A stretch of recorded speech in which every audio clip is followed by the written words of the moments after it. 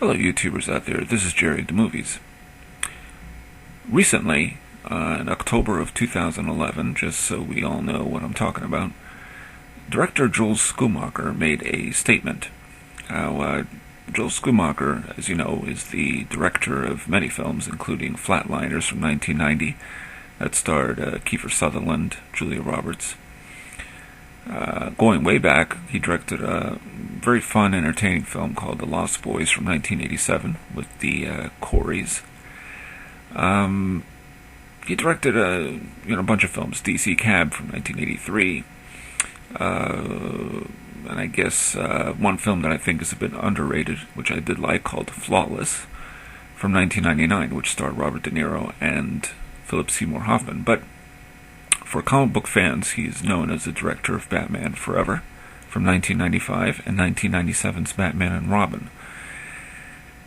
And he made a statement saying that Val-Kilmer, in his mind, was the best Batman.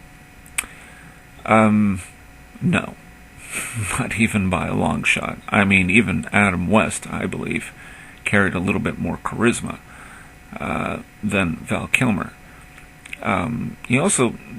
Val-Kilmer, by the way, played Batman and Bruce Wayne in Batman Forever, and then was replaced by Geroge-Clooney in Batman and Robin, which is probably a worse choice, although Clooney made a decent Batman. Bruce Wayne is a very tricky role to play, because what you have to do with a role like that, I believe, is play somebody who is suave, sophisticated, as the playboy Bruce Wayne, but also conflicted and faced with many traumatic memories. That's the whole point of that role. The dual role is Batman as the mysterious caped crusader, who we don't see as tormented, conflicted, or full of guilt. So it's a tricky role. Val-Kilmer didn't do it for me at all. Michael-Keaton from 1989's Batman I liked as Bruce Wayne, and I kind of liked as Batman. So, and you got to remember, back then he was a controversial choice, because the feeling was Michael-Keaton, the comedian, that's not going to work. That's Beetlejuice, So I think since then he's been kind of accepted in at least in the earlier incarnations of Batman, pre-Dark Knight and Batman Begins. But the thing that happened, I think, with the Batman series, and in particular when Joel Schumacher got involved, is that it was less about Batman and more about the villains.